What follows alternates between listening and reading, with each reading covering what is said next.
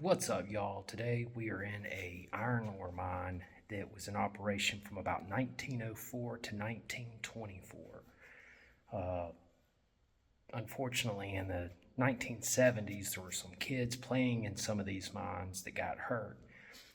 So there was a big movement to come through and close up a lot of the mines. Fortunately, we have found a way into some of them.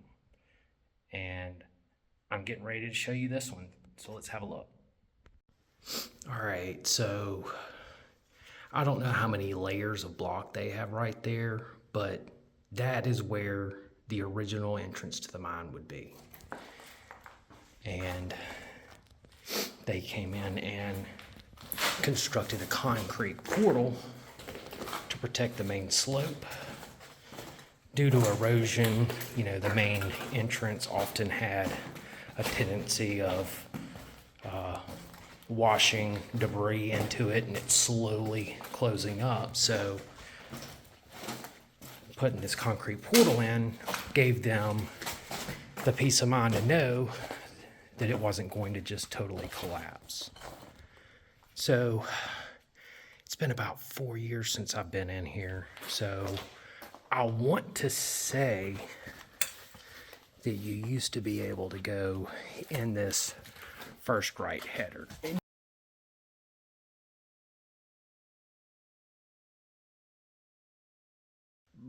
But I know I have been in there. There's another way up there, and I'll show you that in a bit. But this would have been waste rock that they piled up to the side of the mine. And this used to be the roof. So I'm gonna step over here and check down this header. Like I said, people used to come in here and hang out. So you'll find stuff like this. And I did find this, the top part of a old whiskey bottle. And we've got some bats in here.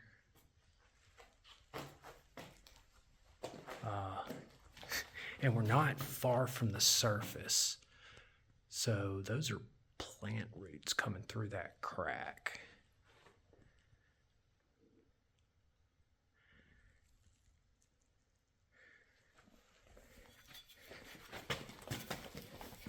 So you never know what you're going to find in some of these mines.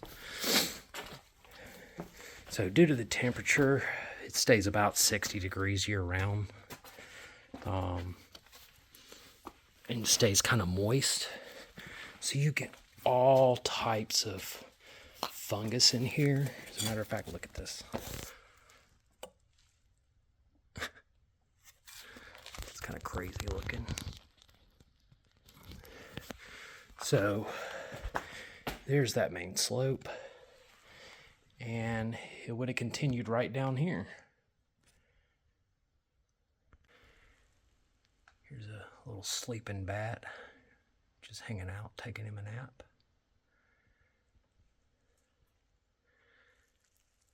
And so that is where they most likely would have ran some cable just to have electricity in here. They wouldn't light up the entire mine, but they would have certain sections that they would run lights to. Still got some old rail in this one. But unfortunately, this is as far as it goes. And there's another one of those hooks where they would hang the electrical cable. So normally the water is up. I don't know if you can see that line right dead middle of the screen right now. That's where the water normally is. And we've been in several mines that, like, the water level has dropped 20 feet lower than we've ever seen before, and it's unlocked access to new mines or new work headers. But this one, the water just, I guess because it was a smaller mine, but they would have put this dam right in here. They clearly had lots of issues with water and flooding. But that would keep the water on this side and keep it from running over here. Of course, at this point, the water has found ways down through breakthroughs and everything else, so the water's going to get over there regardless.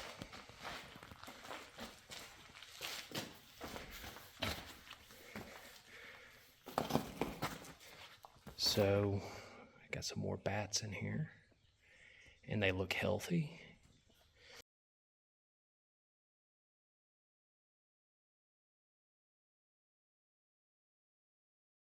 In the area, a lot of the mines and a lot of the caves as well have white nose syndrome, which is, I believe it's a fungal infection that affects bats. So this right here is what I was talking about earlier. You see a bat, they are just so cool. I love seeing them fly through. So I've actually climbed up that and looked inside that header, and there's not really, it's not worth going up there. It's just more of this.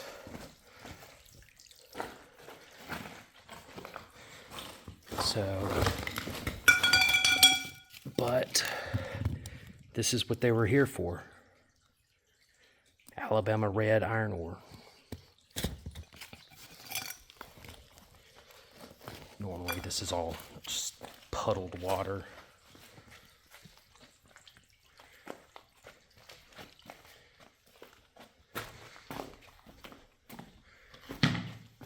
But right here's one of those breakthroughs I was talking about.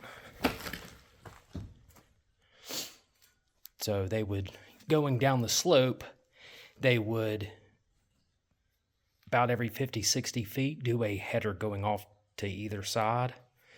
And then as the headers would get so far away from the main slope, they would do something like this to promote airflow through the mine.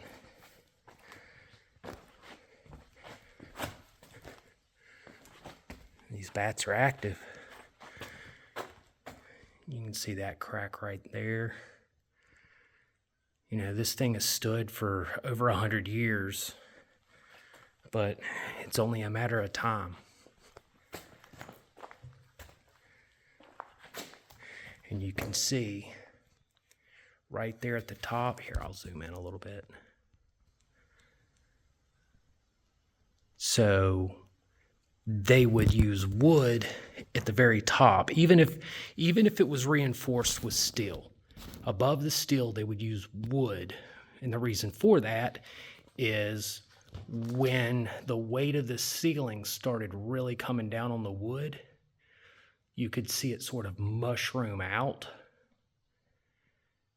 So that one, it's really hard to say because it's not really mushrooming out. That's probably just where they wedged it in there. But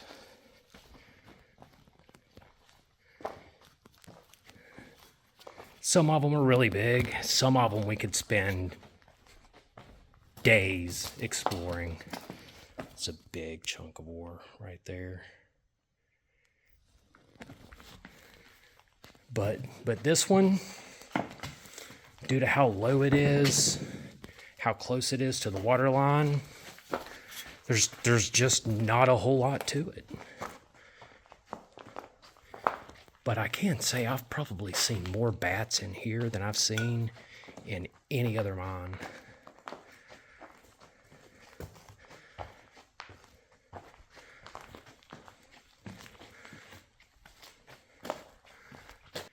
So I was just right over there, and you can see these little indentions right here, there, and that's where they would have had the wooden cross ties for the rail.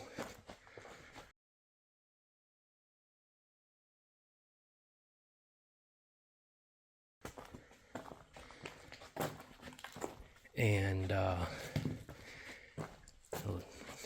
it looks like someone may have made this their home. You know, out in the backwoods, I've seen a lot of homeless people in some weird places, but I do have to say that this is way on back here in the woods, so it's pretty impressive that that they found this location. And this technically isn't supposed to be open. The work header would have continued on just like over here. But because we're so close to the surface, it is just slowly opened up. And if you look right there, looks like a little weak spot. You'll see right there a little weak spot. So it's only a matter of time until this just slowly comes on down. All right, so that's all there is to this one. Wish I had more to show y'all, but it is what it is.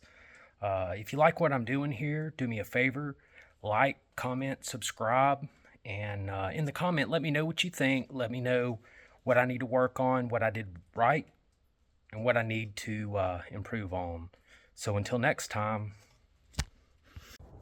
What is this? It's an engine block? Yeah. Look at what I go through to get to these mines. I think I deserve a like. God, I really hope I don't get bit by a snake.